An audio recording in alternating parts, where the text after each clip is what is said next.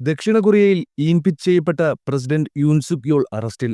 സൈനിക നിയമം നടപ്പാക്കാനൊരുങ്ങിയതിനെ തുടർന്നാണ് അഴിമതി വിരുദ്ധ സംഘത്തിന്റെ നേതൃത്വത്തിൽ യൂൻ സുക് യോളിനെ അറസ്റ്റ് ചെയ്തതെന്നാണ് വിവരം. ദക്ഷിണ കൊറിയയുടെ ചരിത്രത്തിൽ അറസ്റ്റ് ചെയ്യപ്പെട്ട ആദ്യത്തെ പ്രസിഡന്റാണ് യൂൻ സുക് യോൾ. വിവാദ പട്ടാള നിയമത്തെക്കുറിച്ച് അന്വേഷിക്കുന്ന ഉദ്യോഗസ്ഥരുടെ മുമ്പാകെ ഹാജരാകാൻ അദ്ദേഹം സമ്മതിച്ചതായി അഭിഭാഷകൻ സ്ഥിരീകരിച്ചിട്ടുണ്ട്. പ്രസിഡന്റ് യൂൻ ബുധനാഴ്ച അഴിമതി അന്വേഷണ ഓഫീസിൽ നേരിട്ട് ഹാജരാകാൻ തീരുമാനിച്ചുവെന്ന് അഭിഭാഷകൻ സിയോങ് ഡോങ് ഹിയോൺ ഫേസ്ബുക്കിൽ പറഞ്ഞു.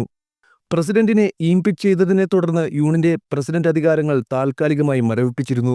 അദ്ദേഹത്തിന്റെ പ്രസിഡന്റ് സ്ഥാനത്തെ ചൊല്ലിയുള്ള കേസ് നിലവിൽ ഭരണഘടനാ കോടതിയിലാണ്. 204-85 വോട്ടുകൾക്കാണ് യൂണിനെ ഇംപീച്ച് ചെയ്തത്. യൂൻ സുക് യോളിനെ കസ്റ്റഡിയിലെടുക്കാനുള്ള രണ്ടാമത്തെ ശ്രമമാണ് ഇപ്പോൾ നടന്നിരിക്കുന്നതും. ആഴ്ചകളായി സിയോളിലെ വസതിയിൽ താമസിച്ചിരുന്ന യൂണിനെ കസ്റ്റഡിയിലെടുക്കാൻ 1000-ലധികം പോലീസുകാരെയും അഴിമതി വിരുദ്ധ ഉദ്യോഗസ്ഥരെയും രംഗത്തിറക്കിയിരുന്നു. 6 മണിക്കൂറോളം നീണ്ട സംഘർഷത്തിനു ശേഷം വാറന്റ് നടപ്പാക്കാനാകാതെ ഉദ്യോഗസ്ഥർ മടങ്ങിപ്പോവുകയായിരുന്നു. വീണ്ടും അറസ്റ്റിന് ഉദ്യോഗസ്ഥർ എത്തിയപ്പോൾ അദ്ദേഹത്തിന്റെ വസതിക്ക് മുന്നിൽ ജനം തടിച്ചുകൂടിയിരുന്നു. എന്നാൽ അവരെ ആട്ടി ഓടിച്ചാണ് ഇപ്പോൾ അറസ്റ്റ് ഉണ്ടായിരിക്കുന്നത്.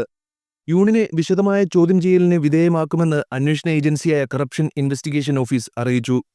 രാജ്യത്ത് രക്തച്ചൊരിച്ചിൽ ഒഴിവാക്കാൻ അഴിമതി വിരുദ്ധ ഏജൻസിയുടെ അന്വേഷണവുമായി സഹകരിക്കാൻ തീരുമാനിക്കുകയായിരുന്നുവെന്നാണ് യൂൻ സുക് യോൾ പറയുന്നത്. തന്നെ തടങ്കലിലാക്കിയത് നിയമവാഴ്ച പൂർണ്ണമായും തകർന്നതിന്റെ തെളിവാണെന്നും അദ്ദേഹം ആരോപിച്ചു. വാറണ്ട് നടപ്പിലാക്കാൻ ശ്രമിച്ചാൽ പ്രസിഡന്റിന്റെ സുരക്ഷാസേന തടയുമെന്നും അറസ്റ്റിനെത്തുന്നവരെ ജനം അറസ്റ്റ് ചെയ്യുമെന്നും യൂൻ കഴിഞ്ഞ ദിവസം വസതിക്ക് മുന്നിൽ തടിച്ചുകൂടിയ ആരാധകരോട് പറഞ്ഞിരുന്നു. പ്രതിപക്ഷ എതിർപ്പ് മറികടക്കാനായി ഡിസംബർ 3-നാണ് യൂൻ രാജ്യത്ത് പട്ടാള നിയമം പ്രഖ്യാപിച്ചത്. കടുത്ത എതിർപ്പ് മൂലം 6 മണിക്കൂറിനുള്ളിൽ പിൻവലിക്കുകയായിരുന്നു. യൂണിനെ ചോദ്യം ചെയ്യാൻ അധികാരികൾക്ക് നിലവിൽ 48 മണിക്കൂർ സമയമുണ്ട്.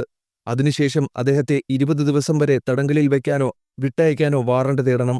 ഇംപീച്ച്മെന്റ് നിലനിർത്തണോ, അദ്ദേഹത്തെ സ്ഥിരമായ അധികാരത്തിൽ നിന്ന് പുറത്താക്കണോ, അതോ പ്രസിഡന്റിന്റെ അധികാരങ്ങൾ പുനഃസ്ഥാപിക്കണോ എന്ന് ഭരണഘടനാ കോടതി പരിഗണിക്കുകയാണ്.